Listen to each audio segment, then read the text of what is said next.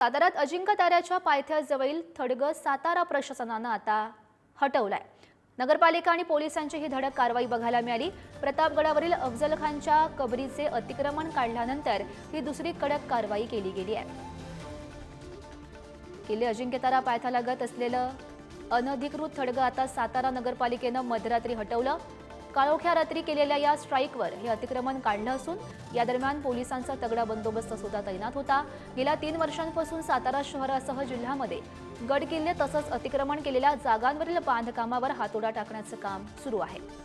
आणि यामध्ये प्रामुख्यानं प्रतापगडावरील अफजल खानच्या कबरीचं उदात्तीकरण आणि अतिक्रमण केलेली जागा 2.5 वर्षांपूर्वी पोलीस बंदोबस्तात पहाटेच भुईसपाट करण्यात आली होती आणि त्यानंतरही गड किल्ल्यांवरचं जे अतिक्रमण आहे ते प्रशासनाच्या रडारवर होती आणि अशातूनच आता अजिंक्य तारा किल्ल्याच्या पायथ्याशी असणारी अनधिकृत 2 थडगी ही जमीनदोस्त करण्यात आल्याचं बघायला मिळतंय। आणि याच संपूर्ण घटनेवर अजिंक्य तारा किल्ल्याच्या पायथ्यावरून आढावा घेतलाय आमचे प्रतिनिधी। तर दृश्य आपण बघू शकतो, अजिंक्य ताऱ्याच्या पायथ्याजवळील थडगं आता हे हटवण्यात आलेलं आहे। याआधी सुद्धा कारवाई झालेली होती। पोलिसांची ही दुसरी महत्त्वाची आणि मोठी कारवाई म्हणावी लागेल। प्रतापगडावरील अफजल खानच्या कबरीचं अतिक्रमण काढल्यानंतर ही दुसरी कडक कारवाई नगरपालिका आणि पोलिसांनी केली।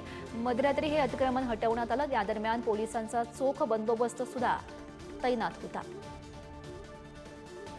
कोणताही अनुचित प्रकार घडू नये त्यासाठी मध्यरात्री हे थडगं हटवण्यात आलेलं आहे।